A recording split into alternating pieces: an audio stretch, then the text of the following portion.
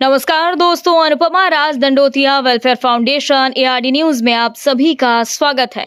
दोस्तों, आज supreme court के नए मुख्य न्यायाधीश यानी सीजेआई के रूप में जस्टिस सूर्यकांत का उदय हुआ और उन्हें राष्ट्रपति के द्वारा शपथ दिलाई गई। दोस्तों, भारत के 53वें मुख्य न्यायाधीश के रूप में जस्टिस सूर्यकांत को सोमवार को शपथ दिलवाई गई। आज से सीजेआई सूर्यकांत देश के सबसे बड़े जुडिशियल ऑफिस में 14 महीने तक नया इतिहास लिखकर नए काल की शुरुआत करेंगे।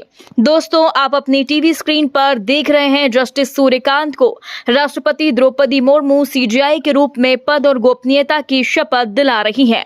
आज से बीआर गवई पूर्व सीजेआई हो गए हैं, क्योंकि संविधान के अनुसार राष्ट्रपति ने सीजेआई गवई की सिफारिश के बाद संविधान के आर्टिकल 124 के क्लॉज 2 के द्वारा दी गई शक्तियों का इस्तेमाल करते हुए जस्टिस सूर्यकांत को भारत का अगला चीफ जस्टिस नियुक्त किया है और शपथ दिलवाई गई। इसी के साथ ही एक नई पारी का दायित्व सौंपा गया। दोस्तों, आपको बता दें, कथित अंबेडकर वादियों को बढ़ावा देने वाले बीआर गवई ने 65 साल की उम्र में सीजेआई का पद छोड़कर रिटायर्ड हुए और सबसे सीनियर जज को सुप्रीम कोर्ट का यानी अपना उत्तराधिकारी बनाने की परंपरा को बनाए रखा।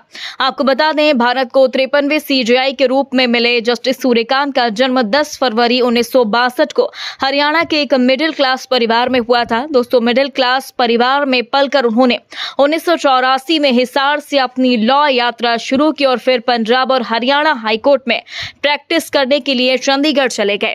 दोस्तों, चंडीगढ़ में उन्होंने कई तरह के संवैधानिक सर्विसेज और सिविल मामलों को संभाला, जिसमें यूनिवर्सिटी, बोर्ड, कॉरपोरेशन, बैंक, यहां तक कि खुद हाई कोर्ट को भी रिप्रेजेंट किया।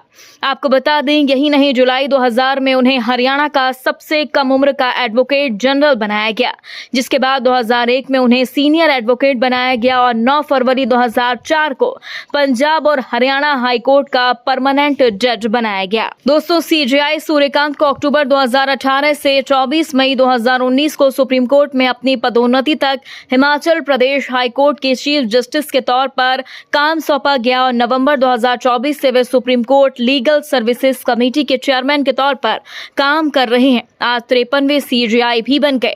आपको बता दें, शनिवार को चार्ज संभालने से पहले मीडिया से बातचीत में जस्टिस सूर्यकांत ने कहा था कि सुप्रीम कोर्ट और देश भर की अदालतों में पेंडेंसी कम करना उनकी बड़ी प्रायोरिटी होगी।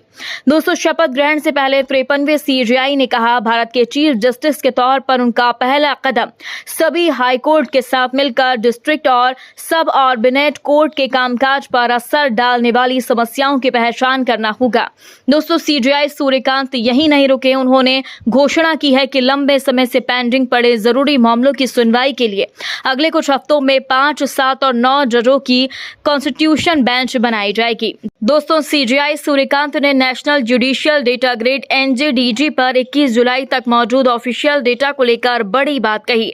सीजेआई का कहना है कि भारतीय अदालतों पर 5.29 करोड़ पेंडिंग मामलों का एक भारी बोझ है। इनमें से 4.65 करोड़ मामले जिला और निचली अदालतों में, 63.30 लाख मामले हाईकोर्ट में और 68.74 लाख मामले सुप्रीम कोर्ट में पेंडिंग है। उन्हें समय पर निपटाना उनके प्रमुख कार्य होंगे। मैं सूर्यकांत, जो भारत के उच्चतम न्यायालय का मुख्य न्यायमूर्ति नियुक्त हुआ हूँ, जो भारत के उच्चतम न्यायालय का मुख्य न्यायमूर्ति नियुक्त हुआ हूँ, ईश्वर की शपथ लेता हूँ ईश्वर की शपथ लेता हूँ कि मैं विधि द्वारा स्थापित भारत के संविधान के प्रति विधि द्वारा स्थापित भारत के संविधान के प्रति सच्ची श्रद्धा और निष्ठा रखूंगा। मैं भारत की प्रभुता और अखंडता अक्षुण्ण रखूंगा। मैं भारत की प्रभुता और अखंडता अक्षुण्ण रखूंगा तथा मैं सम्यक प्रकार से और श्रद्धापूर्वक तथा अपनी पूरी योग्यता, ज्ञान और विवेक से तथा मैं सम्यक प्रकार से और श्रद्धापूर्वक तथा अपनी पूरी योग्यता, ज्ञान और विवेक से अपने पद के कर्तव्यों का भय या पक्षपात, अनुराग या द्वेष के बिना पालन करूंगा। भय या पक्षपात, अनुराग या द्वेष के बिना पालन करूंगा तथा मैं संविधान और विधियों की मर्यादा बनाए रखूंगा तथा मैं संविधान और विधियों की मर्यादा बनाए रखूंगा।